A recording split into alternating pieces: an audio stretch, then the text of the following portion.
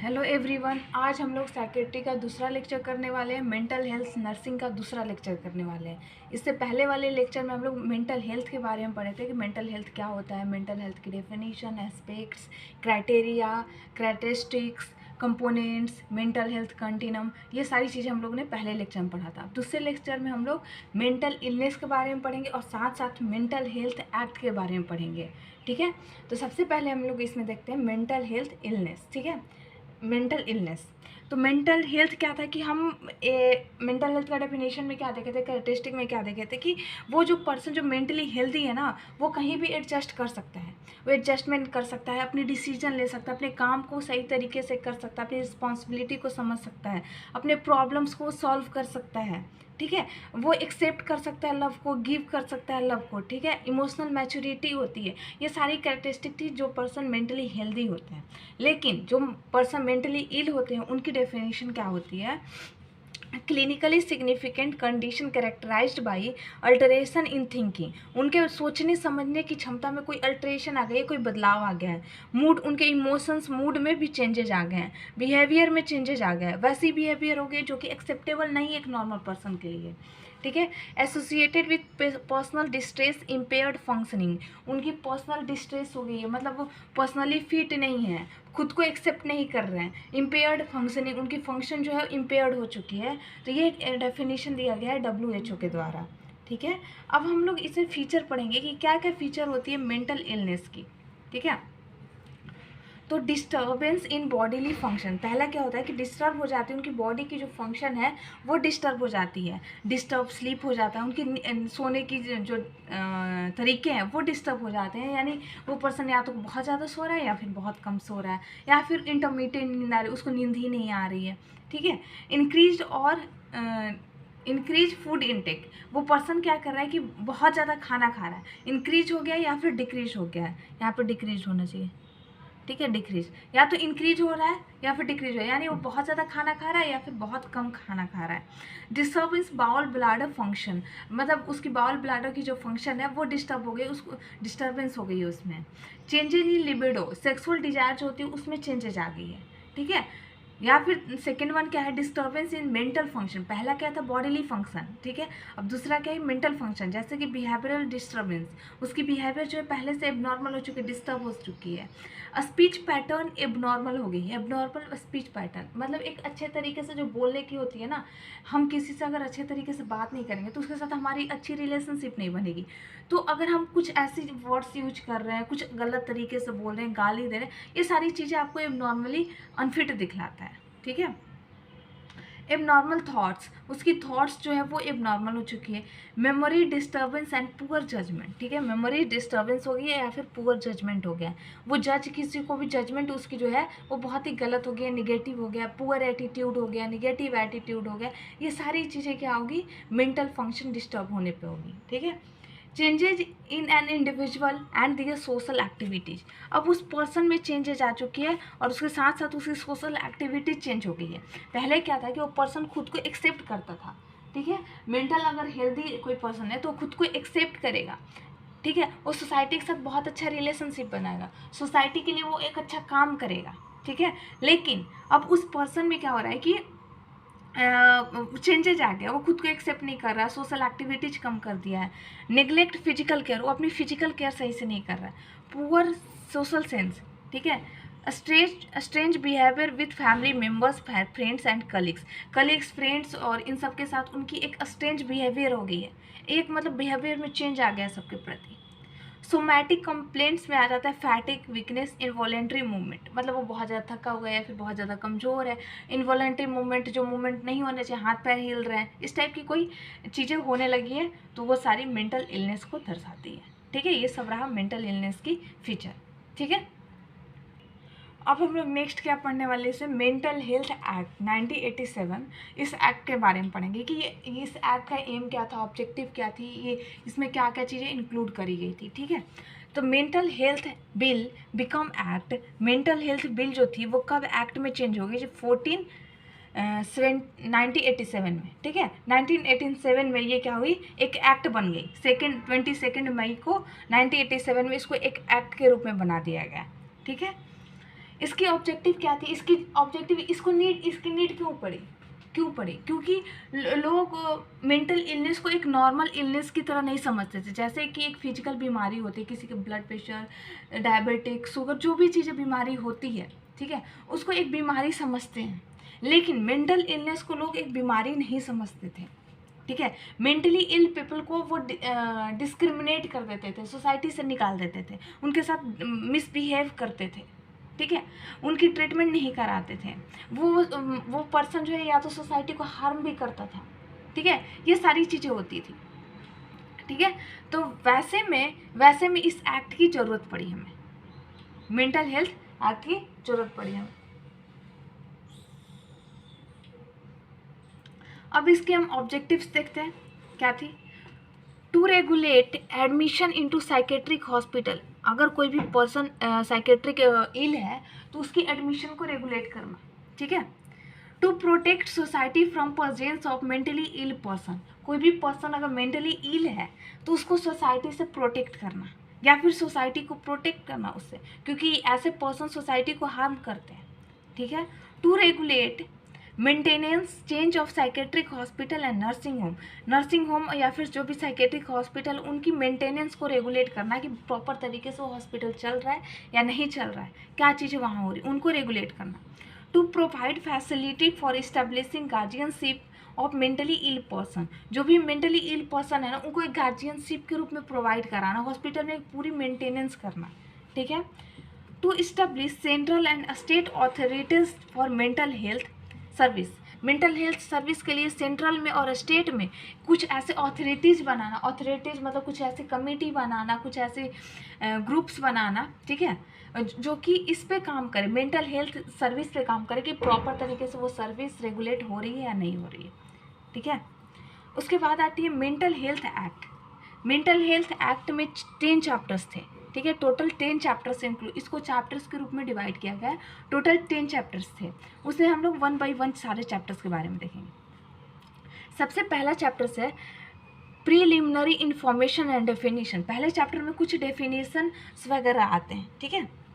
सबसे पहला इसमें डेफिनेशन क्या है, psychiatric hospital and nursing home. इसका डेफिनेशन क्या होगा कि दीज आर इस्टेब्लिश्ड, ये हॉस्पिटल या फिर नर्सिंग होम्स जो है वो इस्टेब्लिश किए जाते हैं, कहीं भी व्यवस्थित किए जाते हैं, साथ के साथ उसको मेंटेन किए जाते हैं या तो गवर्नमेंट के द्वारा या फिर कुछ ऐसे लोगों के द्वारा for care of mentally ill patient, ठीक है। मेंटली इल पेशेंट के केयर के लिए कुछ ऐसे नर्सिंग होम और साइकेट्रिक होम हॉस्पिटल की निर्माण की जाती है, उसकी मेंटेनेंस की जाती है, ठीक है।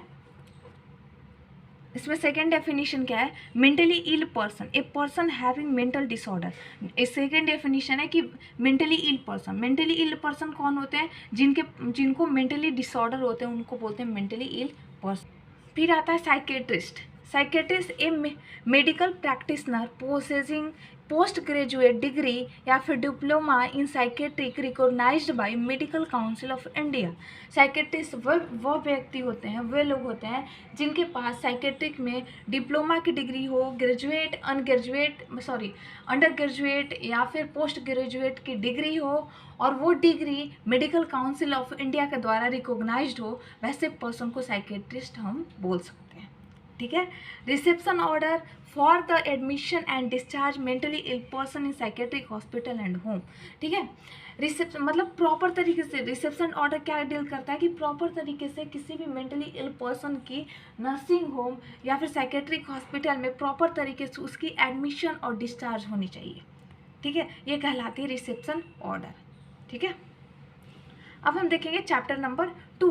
चैप्टर नंबर 2 में क्या इंक्लूड किया गया था कि मेंटल हेल्थ अथॉरिटी, यानी इसमें अभी हमने देखा कि उसकी एम थी सेंट्रल और स्टेट अथॉरिटीज बनाने का, जो कि रेगुलेट करे, डायरेक्शन प्रोवाइड करे, डेवलपमेंट करे, कोऑर्डिनेशन करे मेंटल हेल्थ सर्विसेज का, ठीक है। इस सेकेंड चैप्टर में क्या था कि स्टेट और सेंट्रल में कुछ ऐसी अथॉरिटीज बनाना जो कि मेंटल हेल्थ सर्विसेज को कोऑर्डिनेट करे, डेवलप करे, डायरेक्शन कर दे, उसको मेंटेन करके रखे, ठीक है। थर्ड चैप्टर क्या था, psychiatric hospital and psychiatric nursing home to provide guideline for establishment and maintenance of it. इसमें क्या डील किया गया था, डील्स विथ ठीक है, डील्स विथ कि मतलब इसमें क्या था है कि हमें कुछ ऐसे साइकेट्रिक होम या फिर नर्सिंग होम का निर्माण करना है जहाँ पे प्रॉपर तरीके से उसकी मेंटेनेंस हो सके और वहाँ पे मेंटली इल पर्सन की केयर हो सके, उनकी ट्रीटमेंट हो सके। ठीक है, ये थी थर्ड चैप्टर में। फोर्थ चैप्टर में क्या है, admission and detection in psychiatric hospital. ठीक है, एडमिशन और डिटेंशन, डिटेंशन मतलब होता है कैदी या फिर वहाँ पे रखना। ठीक है, किसी को कैद बना के रखना। अब बोल रहा है कि हम किसी भी पेशेंट का एडमिशन तो ले लिए, ठीक है, उसका प्रॉपर एडमिशन होनी चाहिए, प्रॉपर उसकी केयर होनी चाहिए वहाँ पे। ठीक है, ये फोर्थ चैप्टर में थी, चैप्टर नंबर 4 में थी। ठीक है, इसमें it deals with procedure for admission, मतलब मेंटली इल पर्सन की जो भी प्रोसीजर फॉलो किया जाता है एडमिशन टाइम, कुछ फॉर्म कंसेंट वगैरह भरवाए जाते हैं। साथ साथ डिटेंशन, मतलब वहाँ वो पर्सन रहेगा हॉस्पिटल में तो उसकी प्रॉपर केयर होनी चाहिए। In psychiatric hospital, in nursing home. ठीक है, एडमिशन कौन कौन बेसिस पे ले सकते हैं, पहला कि वो इनवॉलेंट्री, वो पेशेंट आए कि मुझे ये दिक्कत हो रही है, आप मुझे एडमिशन लीजिए, या फिर मुझे ये दिक्कत हो रही है, तो अगर डॉक्टर को लग रहा है कि एडमिशन लेना चाहिए तो वो वॉलेंट्री हुई, पर्सन खुद आया, वॉलेंट्रीली आया। अंडर स्पेशल सर्कमस्टांसेज, स्पेशल कोई सर्कमस्टांसेज हो गया, कोई स्पेशल केस हो गया है, उस केस में पर्सन की एडमिशन लेनी पड़ी, जैसे कि कोई पागल हो गया, घूम रहा है, किसी को हार्म कर रहा है, तो उस केस में। ठीक है, under reception order, reception order अभी आप पहले हम लोगों ने देखा कि रिसेप्शन ऑर्डर में क्या होती है कि प्रॉपर एडमिशन डिस्चार्ज के बारे में होती है, तो कोई उसके अंडर आ रहा है रिसेप्शन ऑर्डर के हिसाब से आ रहा है कि यानी कोई डॉक्टर उसको बोल रहा है कि इस रिसेप्शन ऑर्डर के थ्रू आपको इसका एडमिशन लेना पड़ेगा, तो लेना पड़ता है। ठीक है, in emergency condition, emergency condition में अगर एडमिशन हो रहा है। Of mentally ill prisoners, prisoners क्या होती है कि जो कैदी मेंटली इल होते हैं उनकी भी एडमिशन होती है मेंटल हॉस्पिटल में। ठीक है, ये होती है एडमिशन। और डिटेंशन यानी उनको वहाँ रखा जाता है, प्रॉपर उनकी केयर की जाती है। ठीक है, अब हम आते हैं चैप्टर नंबर 5 में। चैप्टर नंबर 5 में क्या थी, इंस्पेक्शन। अब तक हम लोगों ने एडमिशन कर लिया उसका, उसके बाद inspection, discharge and leave of absence, removal of mental health ill person. इसमें क्या है कि अब हम मेंटल जो हॉस्पिटल है ना उसकी इंस्पेक्शन प्रॉपर करते रहेंगे, पेशेंट की इंस्पेक्शन करेंगे, उसकी डिस्चार्ज प्रॉपर तरीके से होनी चाहिए। लीव ऑफ एब्सेंस, मतलब लीव ऑफ एब्सेंस होती है कि हम जो रिलेटिव है ना या फिर पर्सन, उससे हम एप्लीकेशन लिखवाते हैं। ठीक है, वो एप्लीकेशन कहाँ जाती है, यहाँ देखिए, leave of absence on application by relative, हम रिलेटिव के द्वारा एप्लीकेशन लिखवाते हैं। टू एमओ, मेडिकल ऑफिसर को रिलेटिव जो होता है, मेंटल इलनेस जो पर्सन, उसका रिलेटिव जो एप्लीकेशन लिख के देता है, एक बॉन्ड साइन होती है जिस बॉन्ड पे लिखा होता है कि वो पेशेंट का, जो उसका रिलेटिव है, उस पेशेंट का प्रॉपर केयर करेगा, उसको प्रिवेंट करेगा, खुद से वो खुद को इंजरी ना कर ले, खुद को हार्म ना कर ले, ना दूसरों को हार्म करे, ना दूसरों को नुकसान पहुंचाए, ना खुद को नुकसान पहुंचाए। ऐसा एक कंसेंट साइन होता है, बॉन्ड साइन होता है। और ये बॉन्ड कितने दिन के लिए रहता है, मैक्सिमम 60 डेज के लिए साइन होता है। ठीक है, अगर 60 डेज में वो पर्सन किसी को ना तो हार्म कर रहा है, ना किसी को दिक्कत पहुंचा रहा है, उसका रिलेटिव जो है प्रॉपर उसकी केयर कर रहा है, तो ठीक है, इसको आगे तक कंटिन्यू किया जाएगा। अगर उसमें उसको कोई दिक्कत आती है तो ये 60 दिन के बाद ये कंसेंट खारिज हो जाता है, फिर से उसकी एडमिशन लेनी होती है। ठीक है, चैप्टर नंबर 6 क्या है, जुडिशियल इंक्वेस्टिंग। ठीक है, deals with judicial inquiry regarding mental ill person about the property, custody and management of property. अब जो भी मेंटल इल पर्सन है उसके पास कुछ प्रॉपर्टी वगैरह होंगे तो उसकी प्रॉपर केयरिंग होनी चाहिए, पर्सन की कस्टडी सही तरीके से होनी चाहिए, मैनेजमेंट ऑफ प्रॉपर्टी, अगर उसकी प्रॉपर्टी है तो उसकी मैनेजमेंट भी प्रॉपर तरीके से होनी चाहिए, यानी पेशेंट की ट्रीटमेंट, उसकी प्रॉपर्टी, उसके घर, सब कुछ का ये केयर इसमें किया जाता है जुडिशियल इंक्वायरी में। ठीक है, ये चैप्टर नंबर 6 थी। Chapter number 7, liability to meet the maintenance cost of mentally ill person. ठीक है, अब मेंटली इल पर्सन है तो उसके लिए कॉस्ट चाहिए, मेंटल हॉस्पिटल चल रहा है उसमें बहुत सारी कॉस्ट चाहिए होता है, बिजली के खर्चे, उसके बेड के खर्चे, पेशेंट की दवाइयों के खर्चे, तो ये सारी जो कॉस्ट है ना उस मेंटल हॉस्पिटल को, उस पर्सन को मिलना चाहिए। ठीक है, उसकी केयर के लिए सारी कॉस्ट मिलना चाहिए। यह है चैप्टर नंबर 7 में इंक्लूड किया गया था इस एक्ट के अंदर कि जो भी हॉस्पिटल चल रहे हैं, गवर्नमेंट के थ्रू चल रहे हैं, तो उसको प्रॉपर गवर्नमेंट की तरफ से सप्लाई जानी चाहिए सारी चीज़ों का, इंजेक्शन है, दवाइयाँ हैं, उसके कपड़े हैं, उसके बेड है, बेडशीट है, वो सारी चीज़ें।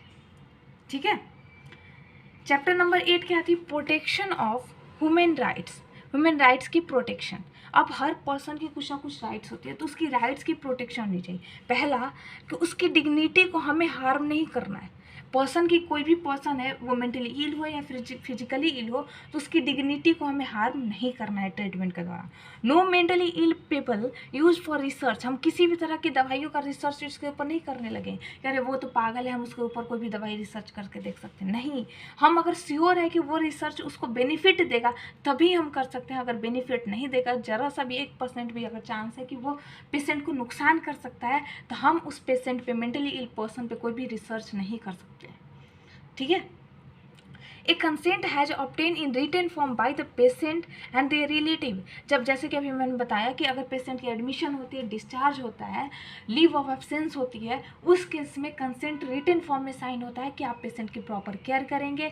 या फिर पेशेंट जब एडमिशन होकर आ रहा है हॉस्पिटल में, उस वक्त भी होती है कि हम पेशेंट की प्रॉपर केयर करेंगे। ठीक है, कंसेंट साइन होती है। No letter or communication send by or to the patient shall be detained या फिर डिस्ट्रॉय। अगर पेशेंट कोई लेटर लिख के दे रहा है या फिर किसी से बात कर रहा है, ठीक है, या फिर वो अपनी कम्युनिकेशन किसी और थ्रू से अपने रिलेटिव को भेज रहा है, या फिर घर से उसके लेटर आ रहे हैं, तो हमें उसे डिस्ट्रॉय नहीं करना है, हमें उसको पढ़ के सुनाना है।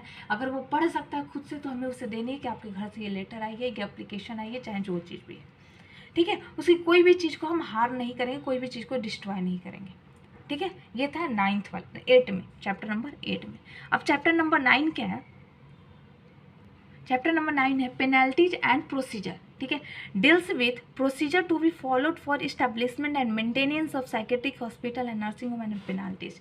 ठीक है, कि अब इसमें डील किया जाता है कि जो भी प्रोसीजर फॉलो किया जाएगा हॉस्पिटल बनाने में, नर्सिंग होम बनाने में, उसको प्रॉपर तरीके से मैनेज किया जाए, प्रॉपर तरीके से फॉलो किया जाए जो भी प्रोसीजर बनाया गया। ठीक है, पेनाल्टीज अगर कोई लग रही है, पेनाल्टीज क्या होती है? किसी को पनिशमेंट वगैरह के रूप में अगर कोई भी ऐसा रूल बनाया गया जो फॉलो नहीं किया जा रहा, अगर पेनाल्टीज लग रही है किसी पे, तो उसे भी फॉलो करना है। ठीक है, जैसे अभी हम लोगों ने क्रिकेट में देखा था कि विराट कोहली ने कुछ ऐसी हरकत की थी जिसकी वजह से उसे पैसे देने पड़े थे, उसके ऊपर पेनाल्टीज लगी थी। पेनाल्टीज यानी पनिशमेंट। अगर हम रूल को फॉलो नहीं करते हैं तो पनिशमेंट लगती है। ठीक है, तो जो भी पनिशमेंट लग रही है, जो भी प्रोसीजर बनाया गया, अगर हम उसे फॉलो नहीं कर रहे हैं तो हमारे ऊपर पेनाल्टीज लगाई जाएगी, हमें उसे भी फॉलो करना पड़ेगा, जो भी चीज़ें लगाई जाएगी। ठीक है, ये था चैप्टर नंबर 9। चैप्टर नंबर 10 क्या है कि मिसलेनियस। इसमें बहुत सारी चीज़ें आ जाती है कि जो भी प्रोसीजर वगैरह हॉस्पिटल में मेंटेन किया जा रहा है, वो एमओ के द्वारा, मेडिकल ऑफिसर के द्वारा कंप्लीट रूप से फॉलो किया जाए। ठीक है, ये सारी आ जाती है चैप्टर नंबर 10 में। ठीक है, तो आज के लिए बस इतना ही। अगर आपको ये लेक्चर और नोट्स पसंद आई होगी तो प्लीज़ चैनल को लाइक एंड सब्सक्राइब करें और ज़्यादा से ज़्यादा अपने दोस्तों में शेयर करें। ठीक है, तो अगर आपको ये लेक्चर और नोट्स प्रॉपर तरीके से समझ आई होगी तो प्लीज़ चैनल को लाइक एंड सब्सक्राइब करके ज़रूर जाए, ताकि मुझे मोटिवेशन मिले नेक्स्ट लेक्चर बनाने के लिए। ठीक है, थैंक यू वेरी मच।